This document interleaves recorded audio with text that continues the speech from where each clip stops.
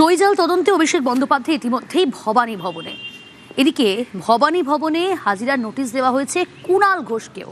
আজ রবিবার ছুটির দিন, অভিষেক বন্দ্যোপাধ্যায় ভবানী ভবনে, আর আজই কুণাল ঘোষকেও ভবানী ভবনে হাজিরার নির্দেশ দেওয়া হয়েছে।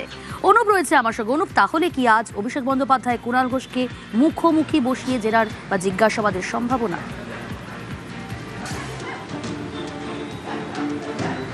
বিধানসভা যে সই জালিয়াতি কাণ্ডে, এই কাণ্ডে অভিষেক বন্দ্যোপাধ্যায়ের পাশাপাশি তৃণমূলের যিনি বেলেঘাটা বিধানসভা কেন্দ্রের বিধায়ক কুণাল ঘোষ, তাকে ইতিমধ্যেই নোটিশ করা হয়েছে এবং তাকে বলা হচ্ছে 2:30-এর পরে দুপুর 3টে নাগাদ যাতে সিআইডি দপ্তরে তিনি হাজিরা দেন, তাকে জিজ্ঞাসাবাদ করা হবে সই জালিয়াতি কাণ্ডে। এবং এক্ষেত্রে তার বাড়িতে আগেও যেমন সিআইডি পৌঁছেছিলেন, জিজ্ঞাসাবাদও করা হয়েছিল। এক্ষেত্রে মনে করা হচ্ছে অভিষেক বন্দ্যোপাধ্যায়কে যেমন আলাদা জিজ্ঞাসাবাদ করা হচ্ছে, প্রথম পর্যায়ে কিন্তু অভিষেক বন্দ্যোপাধ্যায়কে যেমন আলাদার পাশাপাশি অন্যদিকে কুণাল ঘোষ তাকেও আলাদা জিজ্ঞাসাবাদ করাবে। তারপরে দুজনের বয়ান মিলিয়ে দেখার জন্য প্রয়োজন মনে হলে মুখোমুখি বসানো হতে পারে বলে এমনটা তারা মনে করছেন।